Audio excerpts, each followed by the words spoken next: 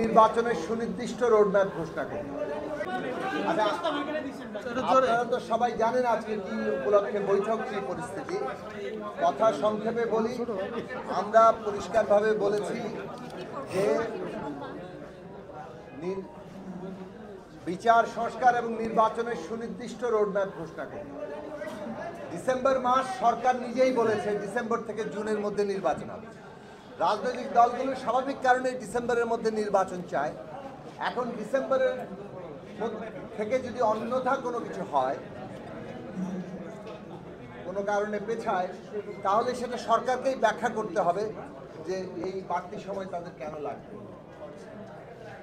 ঐকমত্য কমিশন বৈঠক শুরু করেছে দ্বিতীয় দফায় আগামীকাল থেকে।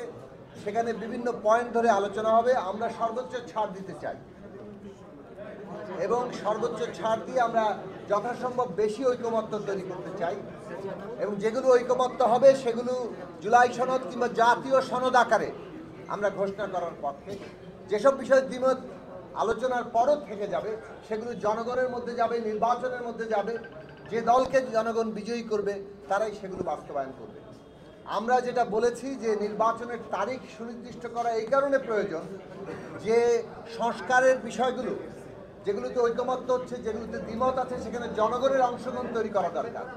নির্বাচনের জন্য যে পরিবেশ দরকার সে বিষয়ে আমাদের কথাবার্তা এবং সরকার কি পদক্ষেপ নিচ্ছে সেগুলো আমাদের জানা দরকার। এইসব গুরুত্বপূর্ণ বিষয়ে আমরা আলোচনাই তুলতে পারছি না, কেননা নির্বাচনের তারিখ নিয়েই পুরো বিষয়টা ঘোরাফেরা করছে এবং মানুষের মধ্যে অনাস্থা, অনিশ্চয়তা আছে আদৌ নির্বাচন হবে কিনা।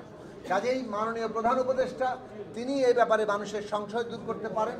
নির্বাচনের তারিখ এবং অন্যান্য যেটা আমরা বললাম বিচার এবং সংস্কার, সেগুলো সুনির্দিষ্ট রোডম্যাপটা ঘোষণা করে একই সাথে জুলাইয়ে যারা শহীদ তাদের রাষ্ট্রীয় মর্যাদা সেই প্রশ্নে কী সিদ্ধান্ত তারা নিলেন এটা আমরা জানতে চেয়েছি। অন্যান্য সমস্ত কমিশন রিপোর্টের কি হবে সেটা আমরা জানতে চেয়েছি। এবং সবচেয়ে বড় কথা হচ্ছে সাম্প্রতিক সময়ে রাজনৈতিক দলের সাথে সরকারের যে দূরত্ব তৈরি হচ্ছে কিংবা বিভিন্ন প্রতিষ্ঠান সরকারের যে দূরত্ব তৈরি হচ্ছে, এইগুলো মানুষের মধ্যে শঙ্কা আশঙ্কার জন্ম দিচ্ছে।